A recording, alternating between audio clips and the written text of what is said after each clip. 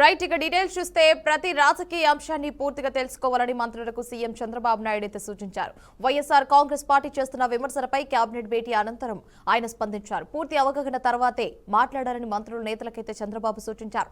YS Vivekananda Reddy హత్య కోడి కత్తి ఘటన అయితే పరకామణి చోరీపై కూడా ప్రజలకు నిజాలు చెప్పాలన్నారు. 1985 నుంచి ప్రతి సబ్జెక్టుపై తాను ఎలా ప్రిపేర్ అయి మాట్లాడతాననే విషయాలు కూడా వారికి చంద్రబాబు సూచించారు.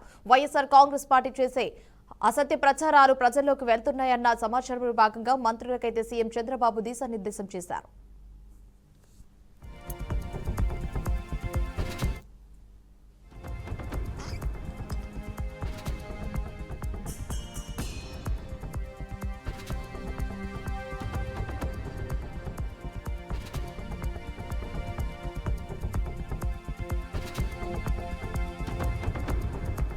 AP deputy CM Pawan Kalyan Delhi పర్యటనలో భాగంగా కేంద్ర రైల్వే శాఖ మంత్రి అశ్విని వైష్ణవ్తో భేటీ అయ్యారు. ఈ భేటీలో భాగంగా తన సొంత నియోజకవర్గమైన పిఠాపురంలోని రైల్వే సమస్యలు, మౌలిక సదుపాయాల కల్పనపై ఆయన ప్రధానంగా చర్చించారు. పిఠాపురం మున్సిపాలిటీ పరిధిలోని సామర్లకోట, ఉప్పాడ ప్రధాన రహదారిపై ఉన్న లెవెల్ క్రాసింగ్ కారణంగా ప్రజలు ఎదుర్కొంటున్న ట్రాఫిక్ ఇబ్బందులను వివరించారు. సమస్యను పరిష్కరించేందుకు తక్షణమే రైల్వే ఓవర్ బ్రిడ్జ్ నిర్మాణం చేపట్టాలని పవన్ కళ్యాణ్ కోరారు. పిఠాపురాన్ని ఆధ్యాత్మిక కేంద్రంగా భావించే భక్తుల సౌకర్యార్థం రైల్వే స్టేషన్ను మోడల్ స్టేషన్ గా అభివృద్ధి చేయాలన్నారు. దీంతో పాటు పిఠాపురం మీదుగా వెళ్లే 4 ముఖ్యమైన ఎక్స్ప్రెస్ రైళ్లకు స్థానిక స్టేషన్లలో అయితే స్టాంపు కల్పించాలని కోరారు.